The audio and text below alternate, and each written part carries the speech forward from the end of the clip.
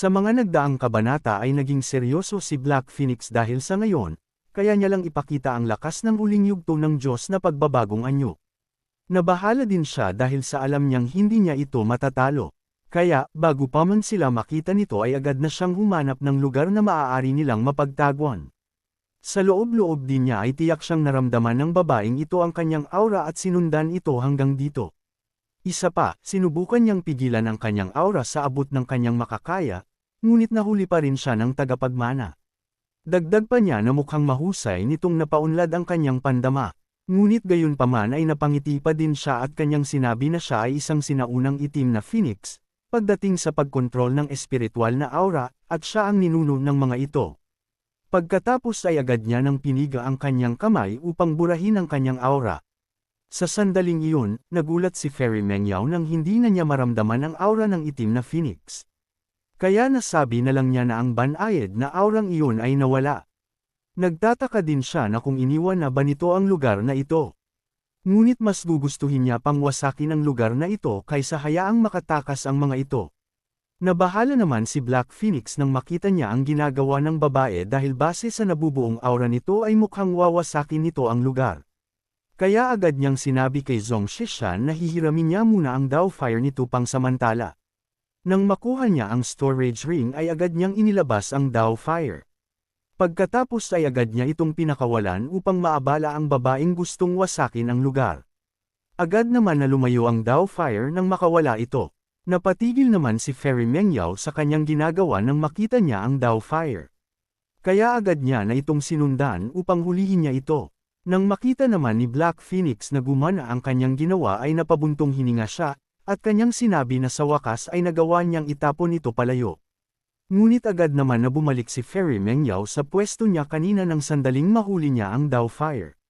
Ninas naman si Black Phoenix nang makita niya ang babae na mabilis itong nakabalik. Napangiti naman si Fairy Mengyao at kanyang sinabihan si Black Phoenix na kung gusto ba siyang linlanggan ng walang kwenta nitong mga taktika, ngunit sa kasamaang palad ay hindi ito ganoon kadali. Napamura naman sa inis si Black Phoenix dahil sa ang akala niya ay matagumpay na ang kanyang ginawang plano. Nagsaad din si Fairy Mengyao na titignan nila kung saan ito nagtatago. Matapos niyang magsalita ay kanya nang binitawan ang kanyang atake na nagdulot ng malakas na pagsabog, kasabay ng pagkasira ng lugar. Agad naman na napalingon dito si Black Phoenix habang ang ating bida naman ay wala pa ding lakas upang igalaw ang kanyang katawan. Nasabi din niya na ang babaeng iyon ay talagang nagsimulang umatake ng walang habas. Sinabihan naman siya ni Zhong Shishan na bigyan siya nito ng oras. Nagtaka naman si Black Phoenix sa sinabi ng ating bida, kaya tinanong niya ito na kung plano ba nito na pagalingin ang kanyang sarili dito. Sinabihan naman siya ng ating bida na matatagpuan niya tayo maya-maya. Pagdating ng oras na iyon, tiyak na matatalo sila. Wala namang nagawa si Black Phoenix sa gusto ng ating bida, ngunit sinabihan niya ito na kung ganon ay kailangan na magmadali si Zhong Shishan. Matapos siyang magsalita ay agad niyang ginamit ang kanyang pamamaraan na Black Thunder. At inatake niya si Fairy Mengyao, bahagya namang nagulat si Fairy Mengyao nang makita niya ang atakeng pinakawalan ni Black Phoenix. Kaya agad niyang ginamit ang kanyang aura upang gumawa ng kanyang depensa. Napangiti din siya dahil sa wakas ay napilitang lumabas ang kanyang kalaban. Matapang namang humarap si Black Phoenix kay Fairy Mengyao. Ngunit sa loob-loob niya ay kanyang nasabi na hindi niya kayang tumagal ng matagal laban sa isang kalabang nasa antas na ito. Kaya bulong niya na kailangang bilisan ni Zhong Shishan. Tinanong naman siya ni Fairy Mengyao na kung ito ba ang itim na manok kanina. Hindi niya rin inasahan na ito ay isang ika-6 na antas na Demon Emperor. Napangiti din siya dahil sa tingin din niya ay nasa panig niya ang kalangitan. Dagdag pa niya na kung pumunta ba ito ng mag-isa, mukhang sinusubukan nitong bumili ng oras para makatakas ang master niya. Ngunit alam ba nito na ang Jade Token ng kompetisyon ay nagpo-protekta lamang sa kalahok? Kung mamatay ang Battle Pet, hindi maa-activate ang mekanismong pangligtas para sa kanya. Napakunot noon naman si Black Phoenix dahil nalaman agad ng babaeng ito ang kanilang plano. Ngunit kahit ganon ang kaso ay mayabang pa din niyang sinabihan si Fairy Mengyao na munting cultivator, siya lang ay sapat na upang talunin ito. Napangiti naman si Fairy Mengyao nang marinig niya ang walang kwentang sinabi ni Black Phoenix. Kaya, sinabihan niya ito na nang tamaan niya ito ng mga balahibo kanina, ay inakala ba nito na isa lang itong simpleng sugat. Naging seryoso naman si Black Phoenix nang marinig niya ang sinabi nito. Napatingin din siya sa kanyang katawan at napansin niya ang sinasabi nitong formation. Muling sinabi ni Fairy Mengyao na nang tamaan ka nito, nag-iwan ito ng isang formation. Napangiti din siya ng bahagya at kanyang sinabi, natapos ka na munting itim na manok. Kasabay nito ay biglang nagkaroon ng malakas na pagsabog sa kanyang katawan kaya napasuka siya ng dugo.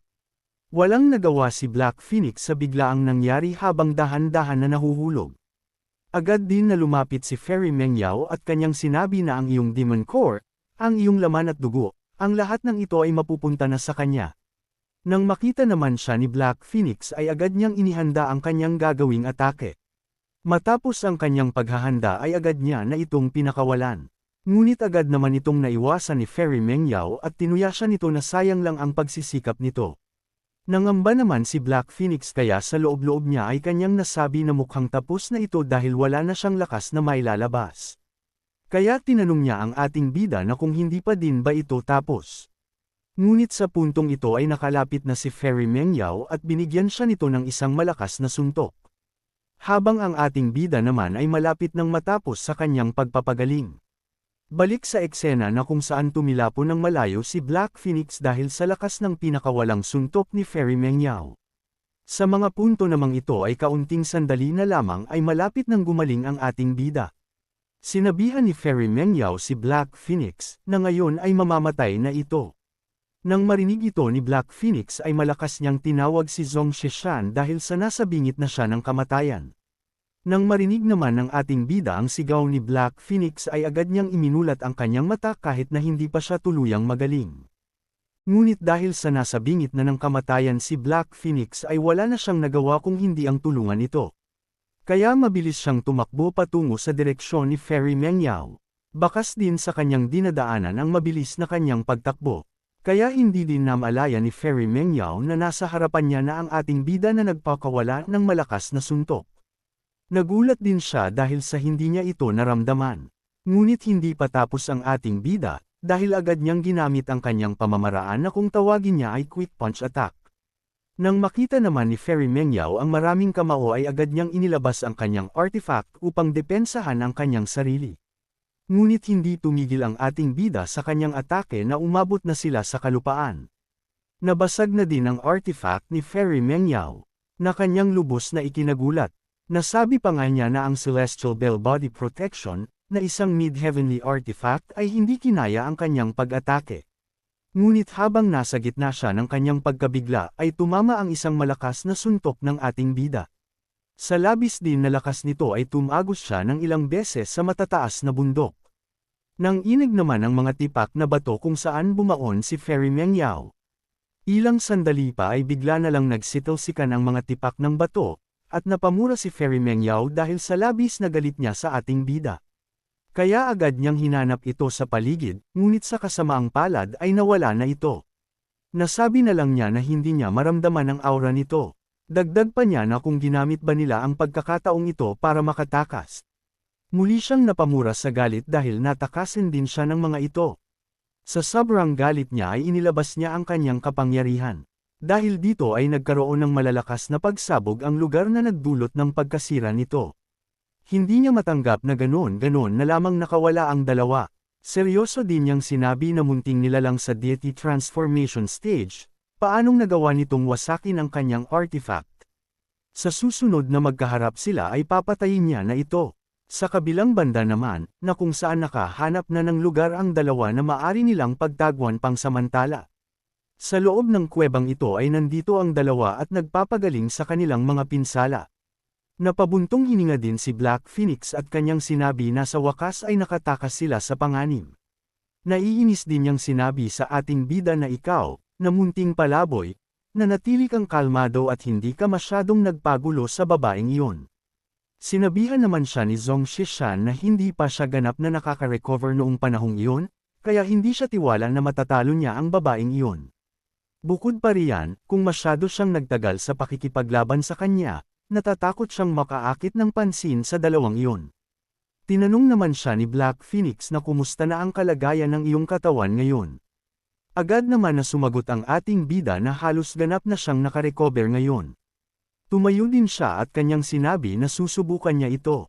Nang makalabas siya sa hot spring ay inihanda niya muna ang kanyang katawan. Matapos ang kanyang paghahanda ay ginamit niya ang kanyang pamamaraan, na kung tawagin niya ay bow dumbbell forward press. Sa lakas naman nito ay nagkaroon ng malakas na pagsabog na ikinagulat naman ni Black Phoenix dahil sa malapit lang ito sa kanya. Kaya sinabihan niya ang ating bida na kung hindi ba ito maaaring mag-ingat ng kaunti. Paano kung gumuho ang kuwebang ito? Napakamot naman sa ulo si Zhong Shishan at humingi siya ng pasensya dahil sa nawalan siya ng kontrol. Ngunit napatigil naman siya nang may bigla siyang mapansin. Kaya agad niya itong sinabi kay Black Phoenix na tingnan mo iyon, parang may liwanag na lumalabas mula sa pader ng bundok. Napalingon naman si Black Phoenix at nang makita niya ito ay bahagya din siyang naging interesado. Sa kanilang kuryosidad ay agad nila itong nilapitan upang makita ang loob. Nang makapasok sila ay namangha sila sa kanilang nakikita. Sinabi naman ni Black Phoenix na ito ay isang makalangit na kayamanang pinalago ng espiritual na enerhiya.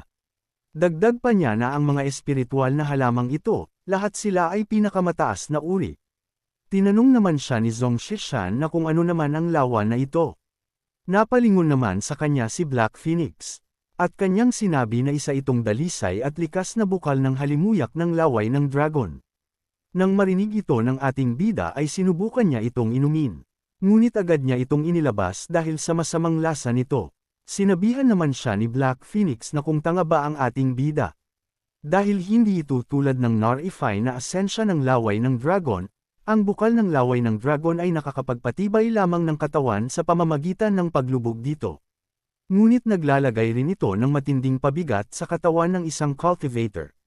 Tulad ng pagpapanday ng bakal, kung hindi maganda ang material mismo, mas matagal itong pinapainit at hinahasa, mas matindi ang pinsalang ay dudulot nito sa katawan. Agad naman na sinubukan ito ng ating bida at kanyang sinabi na nakakaramdam siya ng mainit na sensasyon. Sinigawan naman siya ni Black Phoenix na patapusin muna siya sa kanyang mga sinasabi. Ngunit napaisip siya na upang marating ang kanyang tugatog, kailangan niya ring patibayin ang katawan na ito. Kaya agad na din siyang lumubog sa mainit na bukal.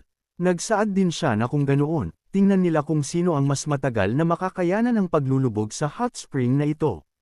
Nakangiti naman itong sinang-ayunan ng ating bida dahil sa patuloy ang pagtaas ng kanyang physical value. Mabilis na lumipad ang oras na kung saan sumapit na ang ilang mga araw. Sa mga puntong ito ay nagtataka ang isang cultivator na kung saan ang lugar na ito at kung bakit dito siya na-teleport. Upang maghayganti kay Zhuang Shishan, sadyang ginamit niya ang isang ipinagbabawal na teknik upang ilipat ang kanyang kaluluwa sa katawan ng kanyang disciple. Nakatakas din siya sa inspeksyon ng lihim na kaharian, ngunit sa kasamaang palad, na-teleport siya sa isang liblib na lugar at hindi niya pa rin na natatagpuan si Zhong Shishan. Ngunit napatigil naman siya sa kanyang paglipad nang makita niya ang isang kuwebang naglalabas ng liwanag. Kaya napatanong siya na kung ano ito. Ngunit biglang pumasok sa kanyang isip na maaari kayang isa itong oportunidad.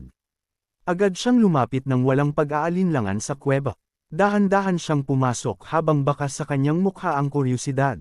Ngunit bago pa man siya makapasok ng tuluyan ay may isang nilalang na agad siyang hinawakan, sa bilis din ng pangyayari ay wala siyang nagawa.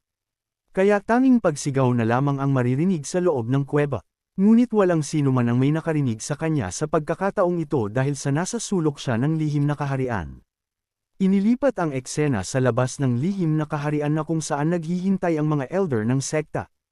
Nagsaad ang tagapangasiwa na ilang araw na ang lumipas, dapat ay malapit na ang oras para sa sandaling tuluyang mabuksan ang libingan. Sa loob naman ng lihim na kaharian ay dahan-dahan na lumabas ang tinutukoy ng elder na tagapangasiwa ng kompetisyon.